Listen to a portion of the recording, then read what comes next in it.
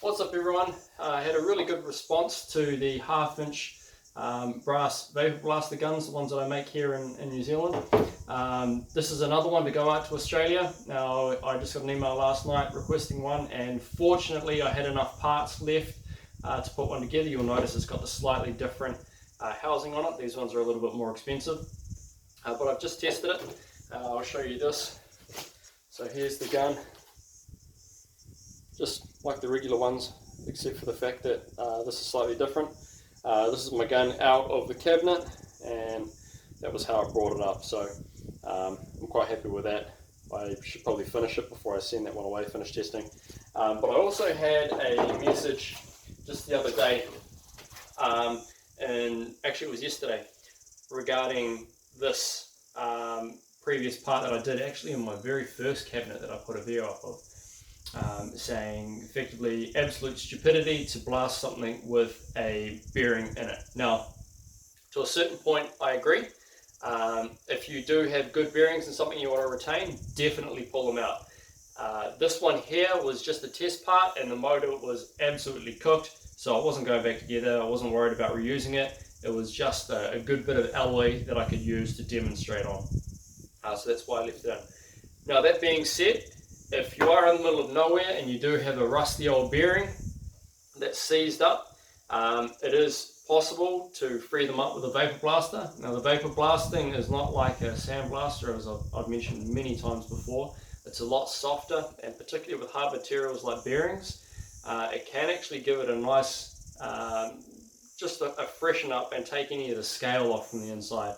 Now generally when something's rusted and is scaled over and then comes off, it will leave pitting on the inside.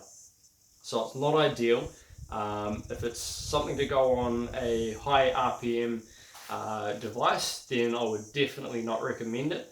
But if it's something that's relatively slow and you only need it temporarily to get it going, it is possible to vapor blast these up. So let me just try and show you here. You may be able to hear it. There's a bit of rust in there, but it's very tight. And if I just sit there and I'll just show like that, that's actually just turning on my finger, so it won't actually turn. Now I'm just going to throw it back in the cabinet and I'll give it a really quick blast. You don't want to go too hard on it, and just to show you that it will actually free it up. And you put a good bit of grease in there. It's not ideal, but if you are stuck, then you can actually free up a bearing and use it temporarily just to keep you going until you can get another one ordered. Now not all of us are lucky enough to be close to anywhere that will sell a large variety of bearings. So if you're kind of like me and it's a long way away from anywhere that will sell you a replacement bearing, and you do kind of have to wait for something to come in, you can use it in a bind. It's not really recommendable, but if you are stuck, it will get you out of that bind. So let's just put that in, and we'll see how it turns out. So you'll see I've got the brass DIY 1/2 inch gun back on to finish testing, partly because I don't want to leave that half done. See, beautiful shiny there. That's how much light's coming back off it. So yeah, I want to get that finished up, and I'll also use it to try and free this bearing up. So if you give me a second, I'll just get the tank fired up.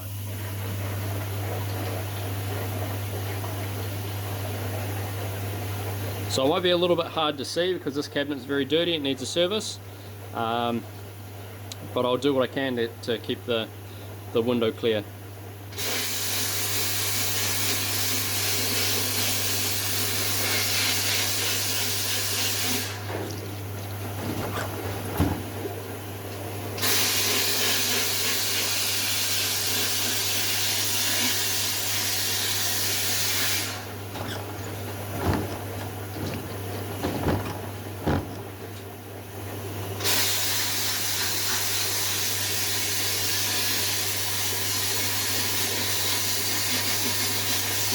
Go straight over plastics. Plastics love it.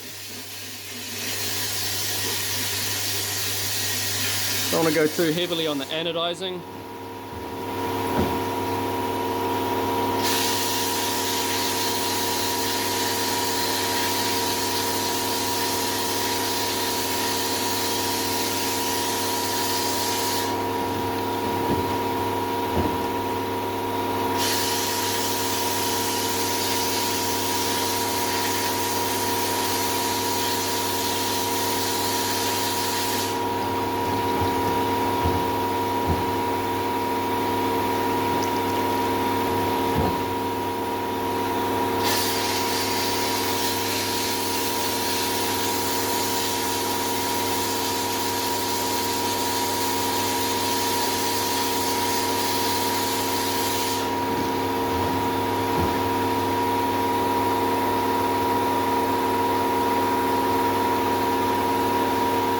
That's good enough. It's going to turn horrible again before too long anyway with the type of life it gets.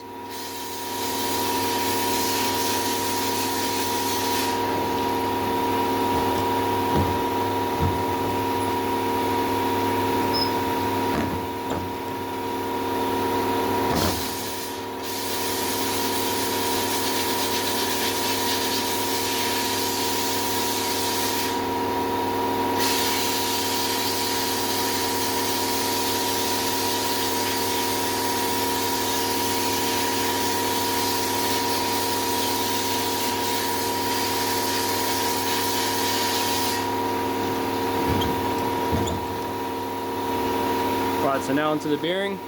Don't want to go too hard on it.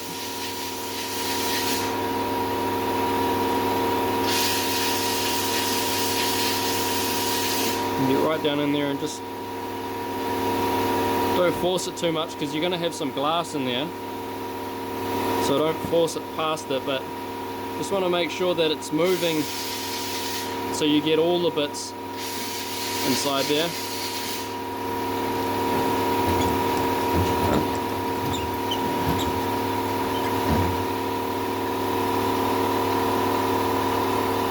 Whoops.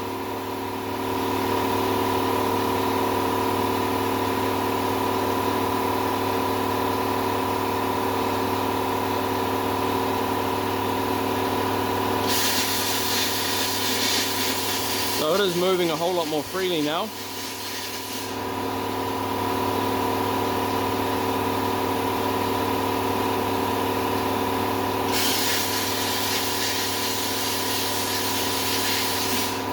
Now what I'm going to do just to test it is I'll shut my pump off.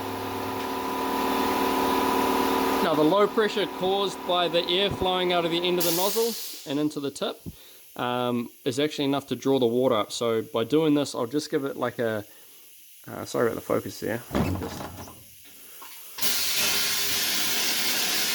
make it a bit better. It's still not great. Yeah, just by drawing that water up without the media in it, it's a good way of trying to clean a lot of the air out. And then you need to really give it a good rinse.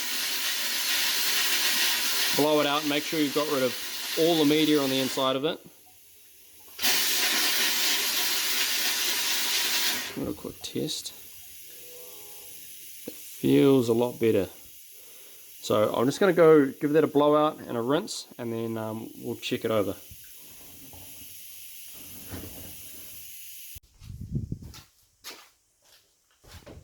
So there we have it, just quickly thrown together. The plastic nozzle came out really nice, and then I picked it up with my grubby mitts, but that's right, it's going straight back into the cabinet anyway. I just wanted to tidy it up, make it look a little bit nicer, and while I was testing, that was the go. Nozzle together, working really, really well.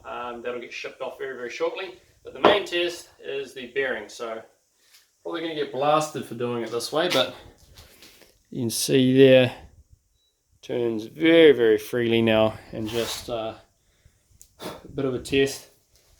Now I know you're not supposed to do this, but I'm going to be very careful and not let it grip on my fingers or anything. If I just get it started slowly, it's very easy.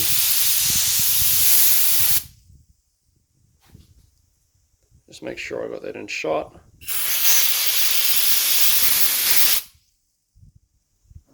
So it's got a little bit of noise. It would need to be packed with grease before going back in.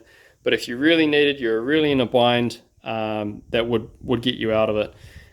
Wouldn't recommend it for anything that that is high RPM, because there's a very real chance of it picking up.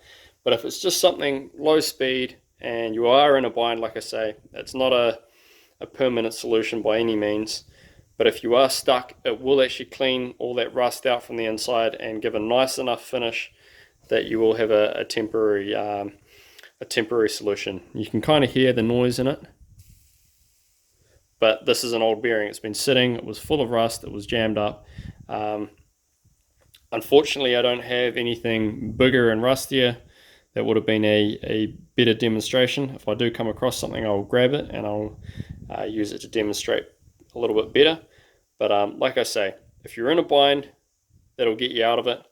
Not ideal, but it can work. All that's had on is a little bit of CRC to stop it flash rusting. I don't want to go straight into to the same state it was in before I managed to really demonstrate anything. But yeah, it will actually work. I wouldn't recommend it for anything that is going to be under high loads or high speeds, but it will get you out of a bind. It's got me out of a bind a couple of times before on non-critical parts. But yeah, I was able to pull out an old bearing off something that had been sitting outside, give it a clean up and put it into something. Mainly like, for example, pumps. If I've got the same pump that's lying around, there's one that's rusted up, I can pull the bearing out, it works fine. I take the other bearing in next time I'm going down into the city and get it replaced. So I have done it before, it does work. Not perfect. I wouldn't put on anything absolutely crucial, high load or high speeds, but it is a potential solution.